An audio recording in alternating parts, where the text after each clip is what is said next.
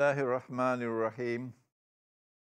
We begin with Allah's blessed name, praise Him and we glorify Him as He ought to be glorified.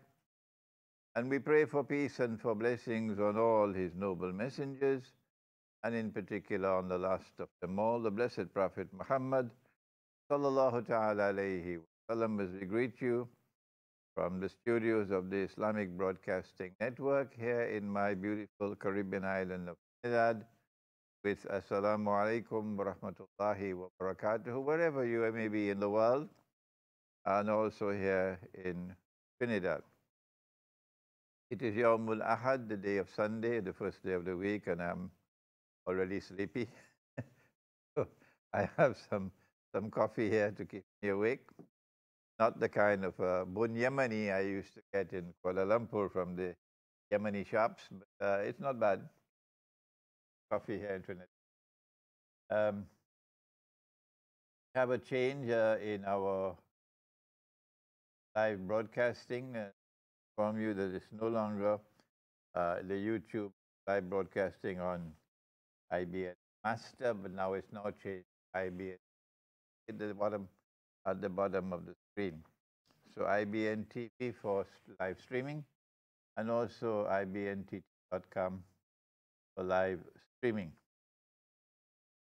Don't have many more programs before I travel, and today you can call. Excuse me, from anywhere in the world you are, you can call. We will interrupt the program to take your calls. You can also call from Trinidad if you're awake and not sleeping on a Sunday morning. On the last occasion, there was a call from, I don't want to country, someone who called a question, Dajjal, whether Dajjal was in, and whether Dajjal is son of Iblis, son. And I did not have the time to answer that question on my IBN broadcast, but I did answer it from my sitting room, and that answer is already on my YouTube channel. If you have any questions on the answer that I gave, you can also call today on that subject, and we try to answer. As I said to you, I will be traveling again soon, and I need your du'as. I'll be traveling for 4 months. I won't return to Trinidad until sometime in April. During this travel, I go first of all to Belgrade, where my book on methodology for the study of the Quran has been translated to the Bosnian Serbian language, with a foreword by Professor Branko Ravic from the University of Belgrade, the Faculty of Law, my friend Branko. And it's been published by a publisher in Belgrade. And I'm going to Belgrade for the launch of that book. I'm going to be flying through London to get to Belgrade. I have to stop over for a few hours to change my flight in London, and then on to Geneva, and then on to Belgrade. And during this travel, I will also visit Pakistan, inshallah, and sometime at the end of December, early January, into Britain. But remember that travel is always dangerous for me. I always make dua to Allah, and He always takes me safely, and He always brings me safely back home. So we give thanks to Him for His kindness to me, and I give thanks to all of you for the duas that you've been making for me. But if anything happens to me when I'm in travel, then I don't want you to do anything more than simply make dua. That is all. If anything were to happen to me during travels, I don't want you to do anything more for me other than to simply make dua. That's all. I have some sad news. I grew up in a village in Trinidad called St. Thomas Village, named perhaps after St. Thomas Aquinas, the Christian theologian. Thomas Aquinas. I studied him for my PhD, for my master's degree in philosophy. Yeah. So I grew up in a village in town of Chaguanas, outside of the town of Chaguanas, called St. Thomas. Half of the town was African and half was Indian. And most of the Indians were Muslims. And it's probably just about less than 200 homes in that village. So everybody knew everybody else. We lived like a family. And I always go back to that village. My heart is there in that little village, St. Thomas Village in Chaguanas, sometimes called Boot Hill. The cemetery is there, and the government school was there for 75 years until it was broken down. And my family was located in that village for more than 100 years now, 100-something years now.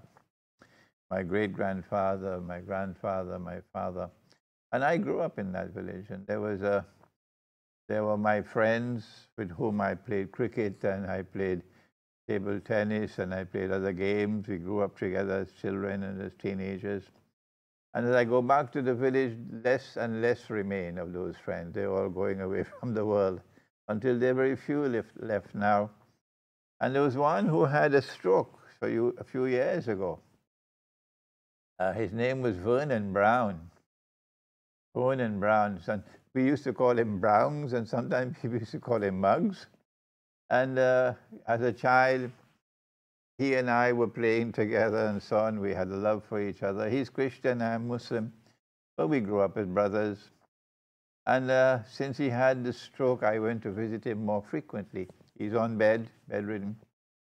And every few months I'll go to visit him, yes. And the last time was during Ramadan.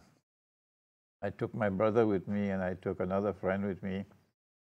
And it was on the 27th of Ramadan, yes. The 27th night of Ramadan, I'd gone to the village masjid. And I sat on the bed with Vernon Brown, and I held his hands, and I talked to him and made him feel nice, and made dua for him that Allah might give him shifa, not knowing that this was going to be the last time. And I went back a few days ago to the home to visit him, and his wife came to the gate to open the gate for me with a very sad look on her face, and she said, "I have sad news for you." I said, "What?" "He died." "Yes." "He died 3 months ago. I knew nothing about it. I went to visit my friend, and I'd have to go." His daughter went with me to the cemetery for me to visit him in the cemetery. And I found to my surprise that his grave is just a few yards away from my father, my grandmother, and my mother's grave, my grandfather's grave, and my mother's grave. So Vernon Brown, my dear friend and brother, goodbye to you. And I miss you. I have to make mention today that this is how we lived. This is how we lived. The Indian and the African, the Muslim and the Christian, we lived as brothers. When he dies, it's like a piece of me is gone from this world. And since the Prophet, Allah's blessings be upon him, performed the Salatul Janazah for a Christian king, the Negus of Abyssinia, so too did I go to the grave of Vernon Brown a few days ago, and I made dua for him that Allah might have mercy on his soul. How many more are there left in that, my hometown, my little village? Very few. We now turn to today. It is the month of Rabiul Awal, and the first Jummah of Rabiul Awal is already gone. And we are, yes, on the brink of a pit of fire. That's where the world is now located. Shafa hufrati minan nar, on the brink of a pit of fire, for those who can see. But Dajjal, the false Messiah, is using all kinds of diversionary tactics to divert our attention from the massive, monstrous change which is about to overtake the world. We have spent a long time, or months now, we've been spending on cryptocurrencies, on digital and electronic money. And this is by far the most dangerous of all changes about to overtake the world. More dangerous than nuclear war. Oh, yes. Nuclear war will simply kill a lot of people. That's all. Lots and lots of mankind will vanish in nuclear war. But cryptocurrency, that's slavery. That is slavery. And we are on the brink of the pit of fire now. I have said to you, my estimate is that we probably don't have more than a year or 2 years left with paper money. And then there'll be no more anonymous transactions. With paper money, you could still have an anonymous transaction, yes, not recorded. There's no trail. But not anymore with cryptocurrencies and with electronic and digital money. It's slavery that's coming. And I have appealed to you, kindly, kindly, kindly, if you have any integrity in you, if you have love in your heart for the truth which has come from Allah, all through history, if you have love in your heart for Nabi Muhammad alayhi salatu wasalam in this, the month of Rabiul Awal, then kindly go to your Imam, go to your Maulana, go to your Sheikh, go to your Mufti. I don't know what else to do. Go to them and ask them. Ask them kindly, ask them softly, ask them earnestly.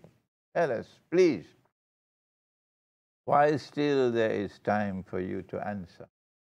Tell us, is this money which is coming, cryptocurrencies, electronic money, digital money, virtual money, is it halal or is it haram?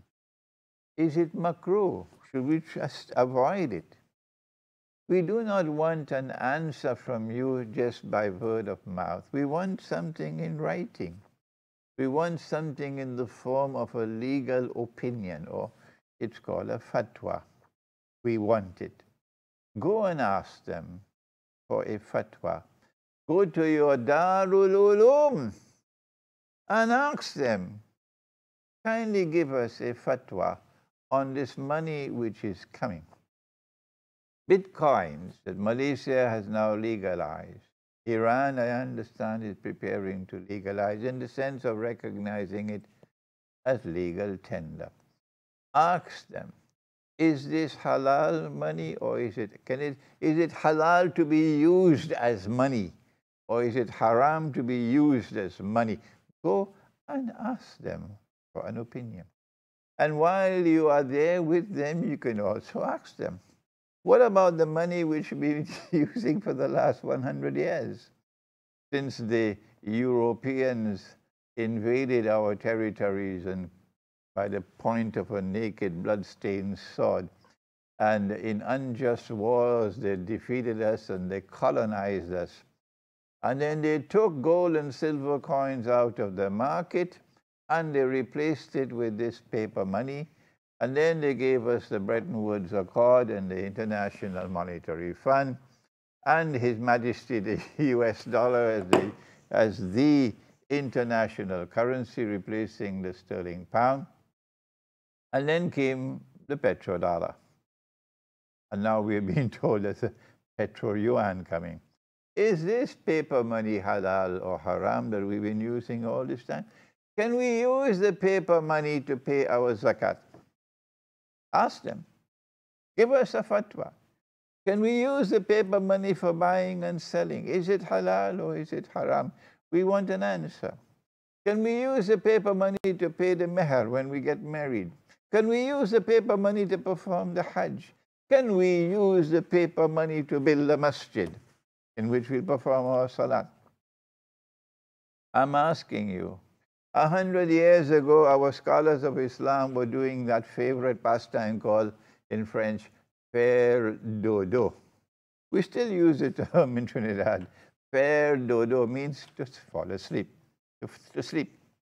100 years ago, there were very few scholars of Islam who stood up to declare that the paper money monetary system that was coming out of Western Europe was bogus and haram. Very few. But the established scholars, the establishment, they betrayed us. And they gave us this paper money. That's what they did 100 years ago. And now, 100 years later, we are on the brink of a pit of fire. And before I go in my grave, I want it to be recorded in my book that I begged you, go and ask your scholars. They cannot avoid giving an answer. Force it from them. They must answer you. Tell us, is it halal or is it haram? We are on the verge. If you want to offer any comments, you can call on the subject. If you want to ask any questions, you can also call and ask any questions on the subject. We don't have much more time. I just have a few programs and then I'll have to travel again for 4 months. I said we are on the brink of a pit of fire. That's right. And the crown prince or the schoolboy who is now poised to take over as king of Saudi Arabia, Mohammed bin Salman, who seems to have been groomed for this role, trained for this role by the same people who trained that prince who went and killed King Faisal. This crown prince is provoking Sunni Shia civil war in the house of Islam. They are lusting for Sunni Shia civil war. For some time now, they've been trying all they can. They're waging war on Yemen because they're saying they're waging war on the Shia in Yemen. They struggle in Syria, they struggle in Iraq, they struggle with ISIS to try to provoke Sunni Shia civil war. So far, nothing has worked. But now there are signs that perhaps they're reaching a stage of desperation. And something might happen, something big might happen to provoke Sunni Shia civil war in the house of Islam. My students and myself, we are, on the other hand, we are conforming with the command of Allah in the Quran. Listen to His command.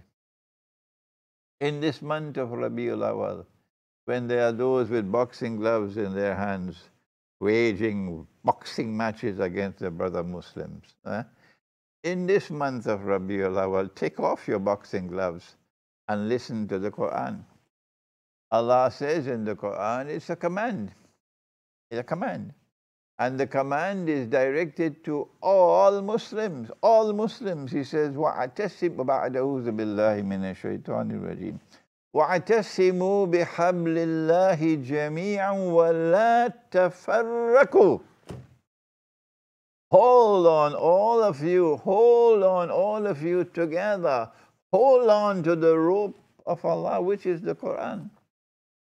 And He who was sent to teach the Quran. Hold on, all of you, to the rope of Allah and do not be disunited.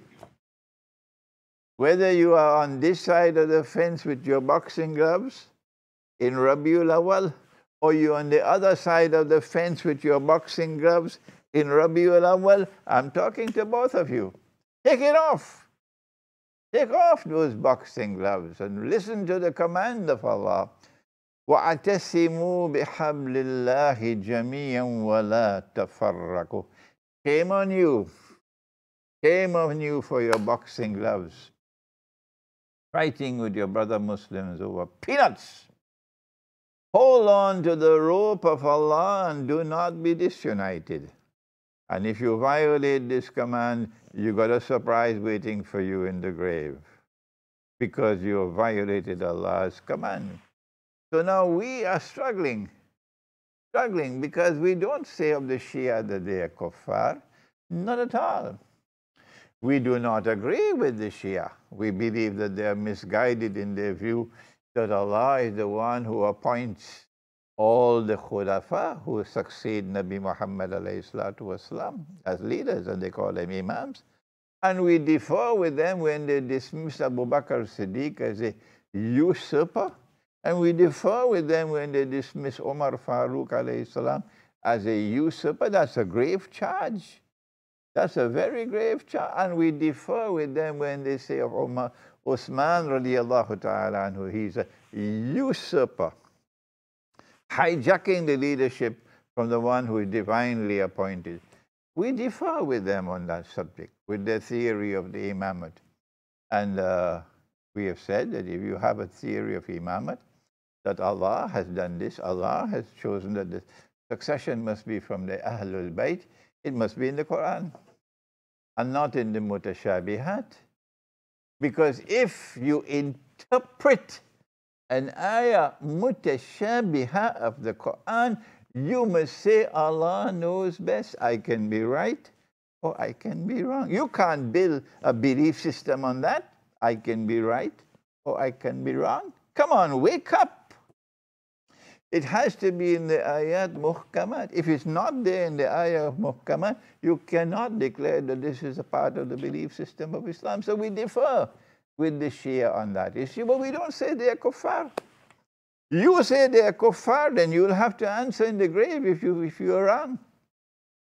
And so we try to build solidarity and reconciliation between Shia and Sunni. We've been doing that for the longest while. And because we've been doing that, even though I differ with the Shia, and I don't hide it, whenever I have visited Iran, and I've visited Iran many times already, I've traveled all over Iran, I've met the Ayatollahs, I've met the highest Ayatollahs in Iran. And I've had discussions with them, and they've invariably received me with respect and with affection. That's how I've been treated in Iran. So we are on the brink of a pit of fire. Sunni Shia civil war in the house of Islam. Excuse me a minute, I'm falling asleep, but I have to wake up. But now today, there's yet another danger. And I want to share that with you in this month of Rabiul Awal. It's the month when the Sufis celebrate the birth anniversary of the Prophet ﷺ. They call it Maulid al-Nabi. And here in Trinidad, they say Milad al-Nabi. Maulid al-Nabi and Milad al-Nabi.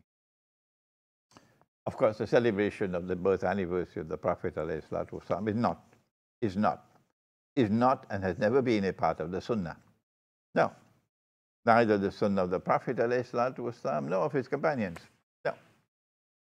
It is something new, and therefore it is a belief system. It is a religious institution or religious practice which is not based on the Quran and Sunnah. Not based on the Sunnah. You can use verses of the Quran to try to argue the case, but clearly it is not a part of the Sunnah. And so this is the month when the gloves come out. And this side of the fence is saying that those who do not celebrate the Milad al-Nabi, they are not good Muslims, they are bad Muslims, they are this, they are that, and the other. And they launch a war against these people. Milad al-Nabi is the time for boxing gloves, fighting them. We are the good Muslims, you are the bad Muslims. And then the other side also pick up their boxing gloves and say, these people are committing shirk, and these people are in bid'ah, and this and that and the other. And so it's like a merry-go-round every Milad al-Nabi, with boxing gloves this side versus that side. And which is why it is strange and mysterious to me that they waited until the month of Rabiul Awal. And then they waited until the first Jum'ah in Rabiul Awal. And then they chose a Sufi masjid in Egypt. And then they launched this devastating attack on the masjid. And about 300 people, this is the information we have reached us, that about 300 people were killed. Is it true or is it false? I don't have anything else to go by other than the news reports. Number one, that it occurred on the first Jummah of Rabiul Awal. Number two, it was an attack on a Sufi masjid. Number three, that more than 300 people were killed. This is the news which has reached me, and that doubtless has reached you as well. We don't know how true it is. If it is true, then the news is going to spread far and wide. And then we have to ask ourselves, well, who did it? Why did they do it? And why did they choose this particular moment to do it? The first question, who did it? The answer that is supposed to come, that we are expected to give, is that the Salafis did it. That's the answer we are expected to give. That the ISIS people, the Wahhabis and the Salafis, lump them all together. These people who declare that the Sufis are committing shirk and committing this and committing that, and they oppose the celebration of Miladun Nabi and so on. These people are not only with boxing gloves now, they pick up guns. That's the answer we are supposed to give. I am not giving that answer because I don't know who did it. I don't know if there was some intelligence agency at work involved in this planning it. Number two, why did they choose a Sufi masjid? Answer, it would appear to me that the reason why they chose a Sufi masjid and they chose the first Jummah in Rabiul Awal is to provoke Sufi Salafi civil war in the house of Islam. I am a political analyst, and I am therefore analyzing with the tools with which I've been trained to analyze. And why did they choose this particular time? Number one, the month of Rabiul Awal. Number two, are you listening to me in Egypt? Number two, the first Jummah in Rabiul Awal, not the second, is because they want to maximize the impact of this attack, this terrorist attack, maximize its impact. So as the days proceed now until the 12th of Rabiul Awal, the momentum will be building to a crescendo, that a wave of resentment will sweep the entire world of Sufis. And the Sufis are popular all over the world. You have Sufi movements all over the world. There's very great sympathy and support for Sufism around the world. Compared to the Salafi, I think the Sufis are far more numerous in number. But it is clear that as we now approach the 12th of Rabiul Awal, what is going to happen around the world is that there's going to be a build-up, increasing momentum, building to a crescendo of a wave of hostility against the Salafi, against the Wahhabi, against the ISIS and so on, lumping them all together, not remembering. I have many Salafis who are my students. Oh yes, many of them are my students. And so what we have now is that we are on the brink of a pit of fire, planned by those who want to divert our attention from something big that is coming. Yes, something big that is coming. Divert our attention with Sunni Shia civil war, with Sufi Salafi civil war. How do we respond? Answer, the Miladun Nabi and the other practices of the Sufis which are not based on the Sunnah should not be used to divide the people. Do not divide yourself from your Muslim brother on the basis of a religious practice which is not firmly built on the Sunnah. Do I need to repeat that to you? For those of you on this side who have on your boxing gloves, this Miladun Nabi, I have to also give a lecture for Miladun Nabi. It will be in the Endeavour Masjid. Endeavour Masjid close to Montrose on next Jummah, the 1st of December, after Salatul Maghrib. And I intend to speak on the essential Sunnah, the essential Sunnah. So do not divide yourself from your Muslim brothers on the basis of religious practices which are not based on the Sunnah. And Miladun Nabi is not based on the Sunnah. Having the prayers for 40 days is not based on the Sunnah. No. If you divide yourself from your Muslim brothers on the basis of religious practices which are not based on the Sunnah, you are violating the command of Allah in the Quran, in which He has ordered you, وَأَتَسِمُوا بِحَبْلِ اللَّهِ جَمِيعًا وَلَا تَفَرَّقُوا. Hold on, all of you. Hold fast to the rope of Allah, which is the Quran, and the Sunnah of He who was sent to teach the Quran. Hold fast, all of you, to the rope of Allah, وَلَا تَفَرَّقُوا, and do not be disunited. Do I have to remind you of Allah's command in the Quran? Prohibiting you from dividing yourself from your brother Muslims? Do not do that.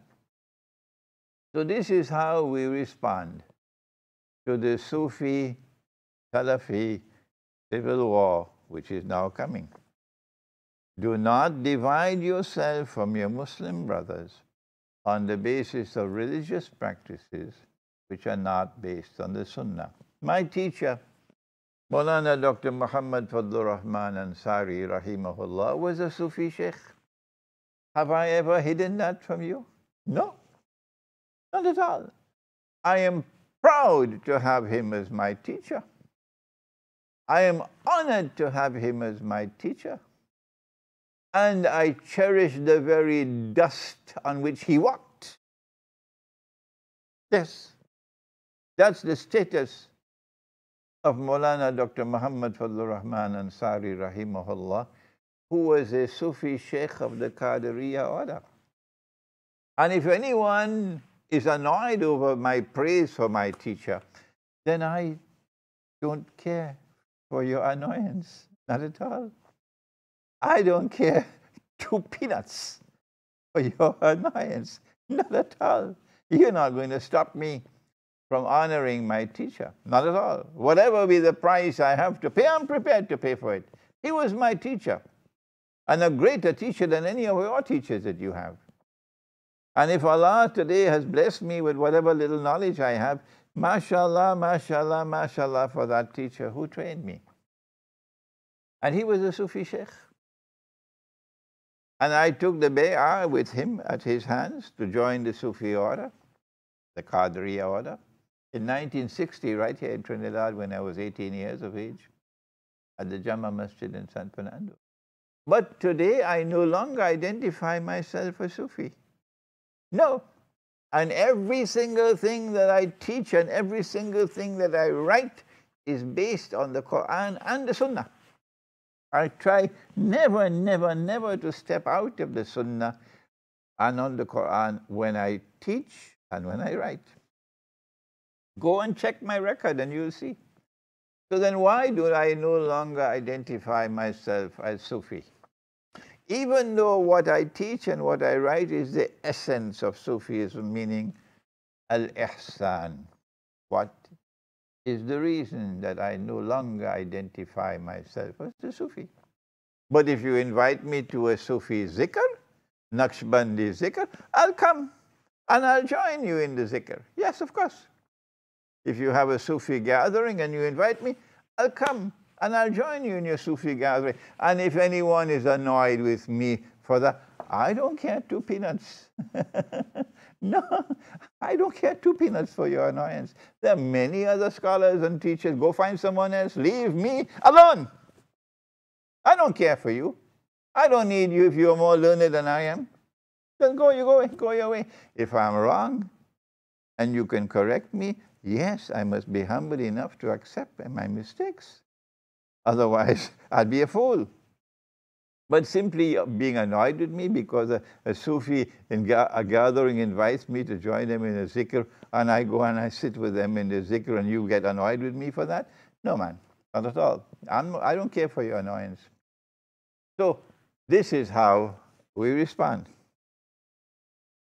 And that is that we recognize that these religious practices are not based on the Sunnah. And as a consequence, I do not want to have to answer for them. I do not want to have to pick up any boxing gloves and wage any intellectual war to defend a religious practice which is not based on the Sunnah. And hence, I no longer identify myself publicly as Sufi. That's the only reason. That's the only reason. But other than that, what I teach and what I write is the essence of Sufism, the very essence. I don't call it Sufism. I call it Al-Ihsan, which is a term based in the Sunnah. Yes, Al-Ihsan. So, this is the way I live. But if you have your Miladun Nabi program and you invite me, I will come. Yes. I will participate in it. Yes. But I will not myself organize a Miladun Nabi function. Not at all. Why? Because I don't want to have to defend an institution which is not based on the Sunnah. How many times must I repeat that for you to understand? Is it so difficult to understand?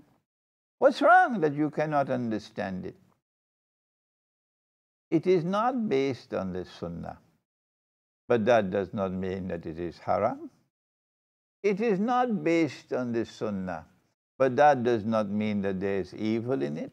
No, it is when something is not based on the Sunnah and you want to insist that it is a part of religion. I don't want a part of that, because that is bid'ah and haram. When something is not based on the Sunnah, and you want to pick up boxing gloves to defend it and divide yourself from the Muslims, I don't want to be a part of that at all, at all, at all, at all, at all. I don't want to have to answer for that in the grave.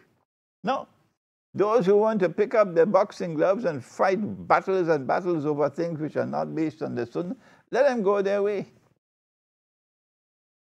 But I'm not going to do that. So, Miladun Nabi and the Sufi practices, which are not based on the Sunnah, I don't want to have to defend them, so I don't identify myself as a Sufi. But if you invite me to your zikr, I'll come and join you. And on the other hand, now you have those who their raison d'etre now is to pick up boxing gloves and sometimes pick up guns to wage war on these people who are celebrating Miladun Nabi. Oh, you are fools. I want to tell you straight to your face that you are fools, that you are dividing the ummah, and you're doing it in a destructive way over things which are not based on the Sunnah. If it is not based on the Sunnah, but they do not insist that it is a part of the deen, there's no need for you to fight a war with them. No. It is when they argue with you that this is a part of the religion, then you can say to them, this is bid'ah. So on the other side as well, if you are waging war against the Sufis because of religious practices which are not based on the Sunnah, you are also guilty of dividing the Muslims. Wala tafarraku. Do not be disunited. Look at my way. I have good relations with the Sufis. They're annoyed that I don't describe myself. Warrenville, just hold on. And I have good relations with many Salafis. Many Salafis are my students. Yes, go ahead, Warrenville. Hello? Okay, it's gone. So now then, this is the problem we now face in Egypt. Warrenville, yes, hello? Hello? Oh, we have a problem with the phone there. So we have... Hello? Yes, go ahead. Hello, assalamu alaikum. Wa alaikum salam. My dear brother Imran Azhar.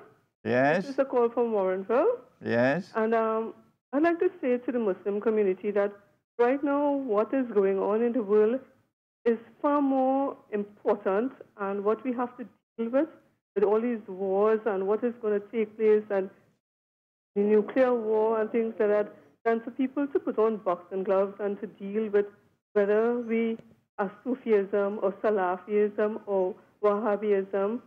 And I mean, these are things that whether we believe in Salafism or Sufism is a question of our choice.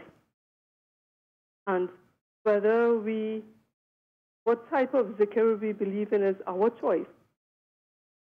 And we shouldn't be judged based on that. We should leave that based on, Allah should judge us based on that. Okay, yes. So, you know, the world have far more important things. And for example, the coming of Dajjal and what are these European people trying to do to us, or these Americans trying to do to us, and the wars that they are trying to promote.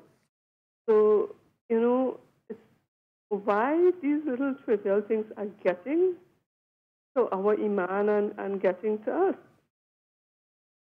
Yes, Warrenville, I'm very happy that you also hold the same view.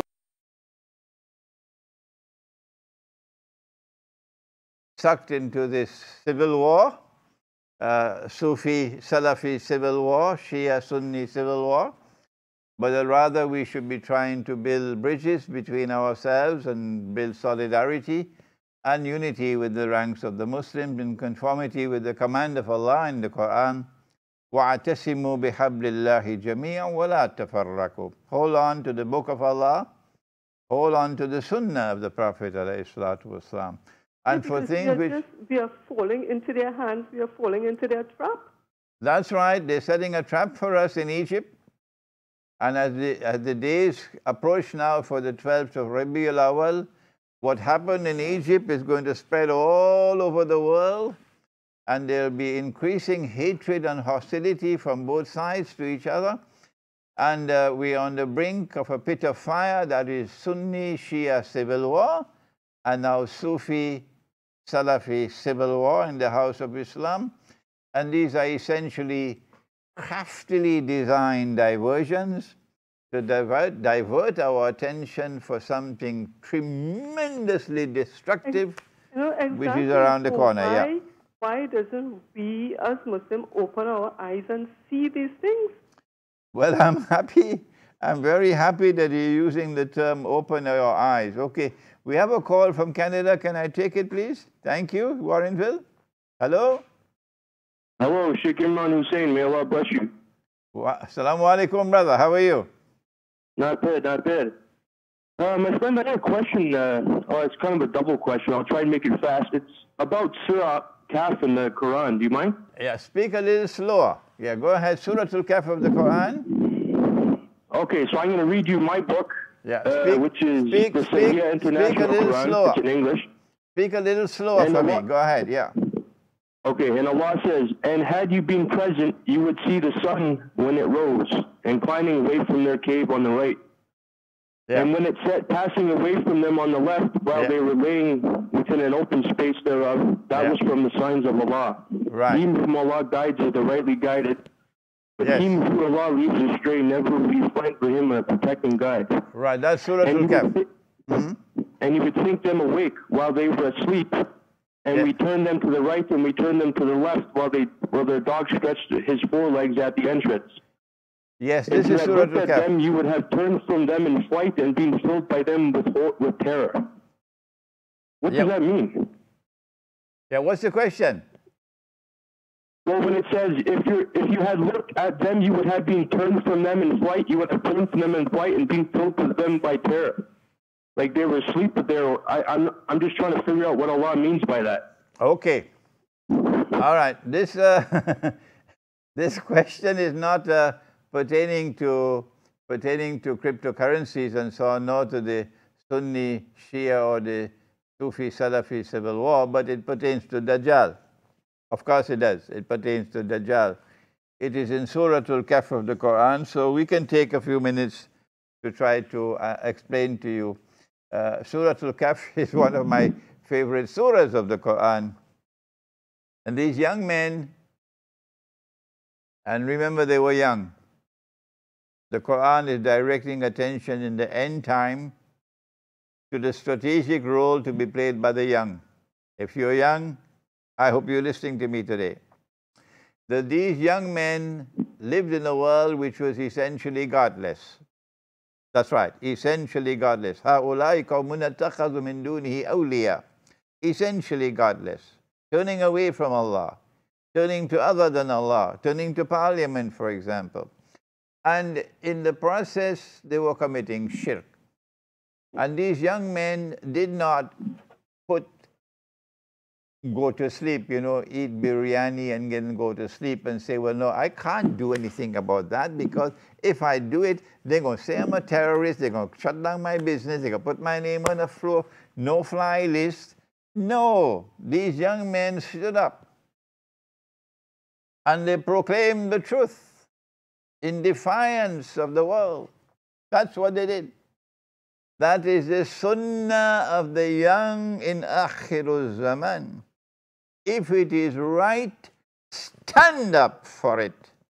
And if it is wrong and evil and unjust and shirk, stand up against it. That is Allah's command in the Quran. It is Surah to Ali Imran. And Allah says, بَعَدَ أَعُوذُ بِاللَّهِ مِنَ الشَّيْطَانِ الرَّجِيمِ. He says, كُنْتُمْ خَيْرَ أُمَّةٍ أُخْرِجَتْ لِلنَّاسِ. You are the best community raised for the sake of mankind. How come? تَأْمُرُونَ بِالْمَعْرُوفِ وَتَنْهَوْنَ عَنِ الْمُنْكَرِ وَتُؤْمِنُونَ بِاللَّهِ. Surah to Ali Imran. Because you have faith in Allah, you act in this way. This is the proof that you have faith. Otherwise, all that you have inside of you is peanuts. That's all. Because you have faith in Allah, Amr bil Ma'ruf. When it is right, you stand up for it, regardless of the price you have to pay. And when it is wrong, and it is evil, and it is shirk, and it is zulm, you stand up against it. Amr bil Ma'ruf wa nahi anil munkar. This is the Quran. And that's how those young men behave. And that's the way I want you to behave who are listening to me.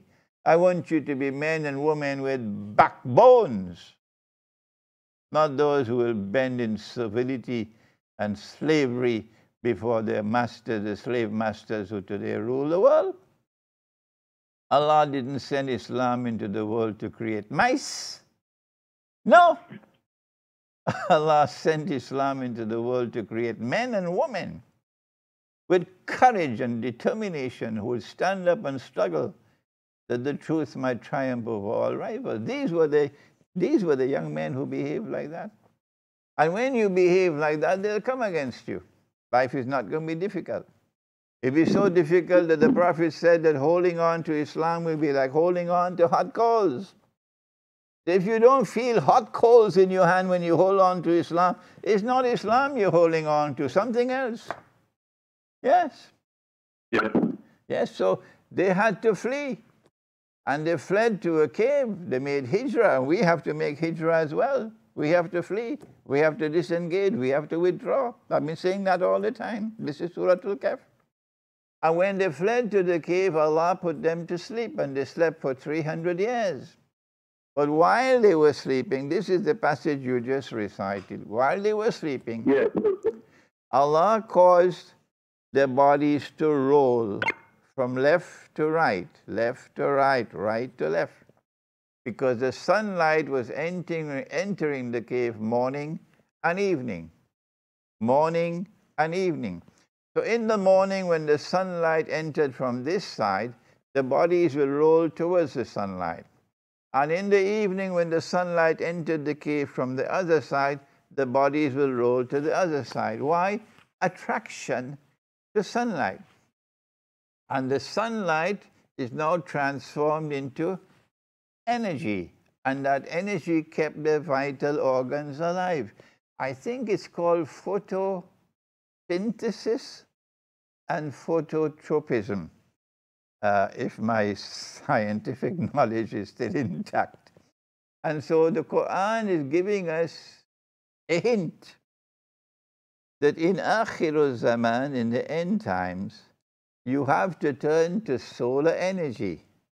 That with solar energy, you will be able to survive in the end times. If you were there and you saw their bodies rolling like this, you would have been terrified, says the Quran, and you would have fled in fright because the people are sleeping and yet their bodies are rolling. Now, where's the link with, oh my, it's very little time left. Where's the link with Dajjal? Here's the link with Dajjal. If they slept for 300 years and then woke up, then after 300 years, obviously, their beard will be as long as from Trinidad to Tobago. Huh? And their fingernails will be as long as from the IBN studio where I am to San Fernando where I live. Huh? But when they woke up and they asked each other, how long have we been here? They said maybe a day or a part of a day. So how come they didn't have eyes to see? Your fingernails are as long as from here to San Fernando, and your beard as long as Trinidad to Tobago, and you can't see that? The answer is, when they woke up, they were still the same age as when they went to sleep, even though 300 years had passed. So they didn't spend those 300 years in this world of space and time. They spent the 300 years in another world of space and time. A call from the United States, but you kindly have to wait for a minute, please. And then the fact is, in fact, they were in this world, not in another world, because morning and evening. So they were in this world of space and time. How do we resolve this contradiction, this paradox? Answer, they were in both worlds of space and time. This one and that one. Continuous movement back and forth, and that is Dajjal. Yes, United States. Hello? Yes? Assalamu alaikum, Sheikh Imran. Yes? Yeah, I'm from Minnesota. We have only a minute left. Okay, I wanted to ask you very quickly about Gog and Magog. Okay. As you know, the United States, the Western world is led by the Zionists, and the Soviet Union was also led by the Zionists back then. Why does it seem like they have a Cold War and they seem to be in conflict with each other if both entities are controlled by the Zionists? And for example, in Afghanistan, as you know, they were fighting the Soviet Union, and it seems like the West was assisting the native Afghans, like they say, in fighting the Soviets. So right, that okay. didn't make quite sense to me. Right, okay. We don't have the time to answer your question now because time is up, but I'll save your question for next week, inshallah, if you don't mind. The question pertains to God. We don't have the time to answer you today, all right? But I'll save your question for next week, inshallah. Before we end, I want to remind you, if you're in Trinidad, you can come and listen to me at the Endeavour Masjid in Chaguanas, in Montrose, on Jummah, the day of Jummah, Yawmul Jummah, Friday, the 1st of December, at the time of Salatul Maghrib. And I will be lecturing on the essential Sunnah, and I'll be very happy to meet with you there. I believe they're preparing dinner. I hope it's a nice pilau, inshallah. And I look forward, inshallah, to seeing you there, inshallah, next Jummah, next Friday. Assalamu alaikum wa rahmatullahi wa barakatuh.